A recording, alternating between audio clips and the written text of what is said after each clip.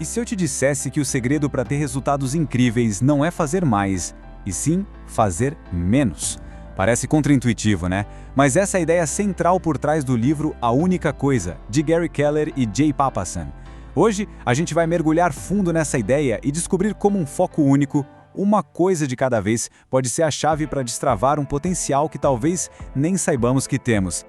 Sabe aquela sensação? O dia voa, a gente corre de um lado para o outro, responde e-mail, apaga incêndio, a lista de tarefas parece que até diminui um pouco, mas aí, no fim do dia, a gente para e pensa, tá, mas o que eu fiz de importante de verdade? É uma frustração muito real para muita gente. E é exatamente essa diferença que a gente vai explorar. A distância que existe entre estar só ocupado e ser, de fato, produtivo. Para a gente chegar na solução, primeiro a gente precisa desmascarar alguns mitos, umas ideias que todo mundo repete por aí, mas que, no fundo, só atrapalham. O livro fala que muitas das nossas crenças sobre sucesso, sobre como ser produtivo, são, na verdade, mentiras. São 6 grandes mentiras que nos mantêm presos na correria, nos desviando do caminho que leva a resultados extraordinários. E aqui está a primeira e talvez a maior de todas as mentiras: achar que tudo tem o mesmo peso, a mesma importância. Pessoas que alcançam grandes feitos sabem que isso não é verdade. Elas pensam diferente. Elas usam o que a gente conhece como o princípio de Pareto, ou a regra do 80-20. A ideia de que, na maioria das vezes, 80% dos nossos resultados vem de só 20% dos nossos esforços. O segredo, então, não é ter uma lista de tarefas gigante, mas sim uma lista de sucessos, bem curtinha, focada só no que realmente vai fazer a diferença. E por falar em mentiras, vamos para outra clássica, a multitarefa. Todo mundo se orgulha de ser multitarefa, né? Mas a ciência mostra que isso não existe. O que o nosso cérebro faz, na verdade, é trocar de foco muito rápido. É o que o livro chama de troca de tarefas. E essa troca tem um custo altíssimo. Toda vez que a gente pula de uma coisa para outra, a gente perde tempo e energia só para se reorientar. Alguns estudos mostram que esse custo pode ser de 25% a até 100% mais tempo para terminar alguma coisa. Ou seja, na prática, ser multitarefa é só uma ótima maneira de fazer várias coisas mal feitas. Ok, então, se fazer mais coisas, fazer tudo ao mesmo tempo não funciona, qual é a saída? Bom, a alternativa é um conceito super poderoso e muito visual: o efeito dominó. A ideia de que o sucesso não acontece de uma vez só, ele é construído em sequência. Essa frase resume tudo perfeitamente. Resultados gigantescos, extraordinários, não surgem do nada. Eles são o final de uma longa reação em cadeia que começou com uma única ação, a ação certa. O grande desafio é que a vida não vem com um manual, né? Ela não alinha os dominós pra gente e fala, começa por aqui. A gente precisa descobrir qual é o primeiro dominó, o mais importante. E esse número aqui, 50%, ele mostra o poder absurdo que isso tem. Tem uma pesquisa de um físico chamado Lorne Whitehead, que mostrou que um dominó consegue derrubar outro que é até 50% maior que ele. Pensa na progressão geométrica disso. É uma loucura. Se a gente começa com um dominó de 5 centímetros pequenininho, o 10º dominó já teria quase a altura de uma pessoa. O 23º teria a altura da Torre Eiffel e o 57º dominó chegaria da Terra até a Lua. É surreal.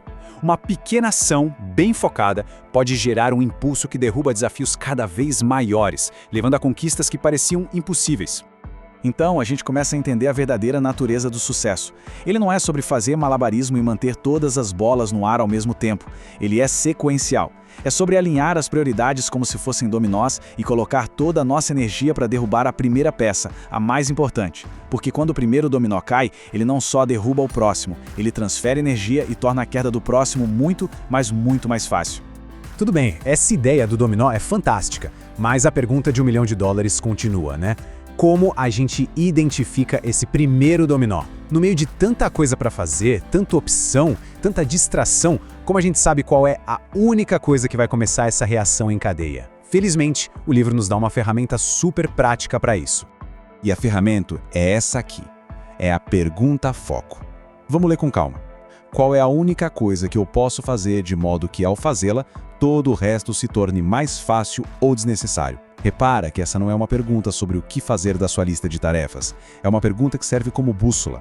Ela foi desenhada para cortar todo o ruído, toda a confusão e te dar uma clareza absurda sobre qual é a ação de maior impacto que pode ser tomada agora, em qualquer área da vida, profissional ou pessoal. Vamos quebrar essa pergunta para entender por que ela é tão poderosa. A primeira parte, qual é a única coisa, já te força a escolher. Não são as coisas, é a única coisa, foco total. A segunda parte, de modo que, ao fazê-la, conecta essa ação a um resultado, não é fazer por fazer. E a terceira parte, que para mim é a mais genial, todo o resto se torne mais fácil ou desnecessário. Isso aqui é o teste final, é o teste do dominó. Essa ação tem o poder de simplificar o futuro? Ela elimina outras tarefas? É aqui que a gente encontra a alavanca. Agora, usar a pergunta foco no dia a dia é o que vai gerar o resultado. Mas para ela funcionar de verdade, ela precisa estar conectada a algo maior. Não adianta derrubar o dominó certo hoje se ele estiver apontando na direção errada. O nosso foco diário precisa de um norte, de uma direção de longo prazo.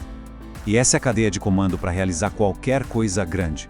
Tudo começa com o propósito, o nosso grande porquê, sabe? O que nos move. Esse propósito é o que define a nossa prioridade.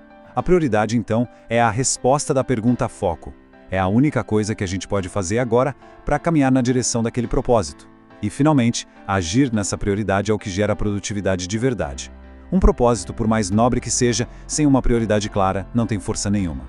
Só que, claro, o caminho não é tão simples. Mesmo com um propósito claro, com a prioridade definida, a jornada não é livre de obstáculos. Existem sabotadores, forças que conspiram para roubar o nosso foco. O livro chama eles de ladrões de produtividade, e eles são muito sorrateiros, sempre prontos para tirar a gente do curso se a gente não ficar de olho. E aqui estão os 4 principais suspeitos. Primeiro, a incapacidade de dizer não. Isso é clássico. Cada vez que a gente diz sim para um pedido aleatório, a gente está dizendo não para a nossa prioridade. Segundo, o medo do caos. Quando a gente foca de verdade numa única coisa, é natural que outras áreas da vida fiquem um pouco bagunçadas por um tempo. E o medo dessa bagunça faz muita gente desistir. Terceiro, maus hábitos de saúde. Simples assim. Sem energia, sem sono, com alimentação ruim, não existe foco de alta performance. E por último, um ambiente que não te apoia. Sejam pessoas que te puxam para baixo ou um espaço físico cheio de distrações. E essa frase do Steve Jobs é um soco no estômago, né? Mas é a mais pura verdade. O foco não é determinado pelas poucas coisas às quais você diz sim. O verdadeiro foco é definido pela imensa quantidade de coisas boas e interessantes às quais você precisa conscientemente dizer não. Proteger o tempo e a energia para sua única coisa é um ato de defesa. É dizer não para outras coisas para poder dizer um sim gigante para o que realmente importa. E no fim das contas a gente volta para a mesma pergunta essencial. Mas agora ela não é só uma reflexão teórica, é uma chamada para ação. Depois de tudo isso que a gente conversou, a questão é: qual é a sua única coisa? Neste exato momento. Qual é aquela peça de dominó que, se for derrubada, vai começar a alinhar todo o resto na direção do futuro que se quer construir? A jornada para ter resultados extraordinários não começa amanhã, nem semana que vem. Começa com a resposta e, mais importante, com a ação que vem depois dessa pergunta.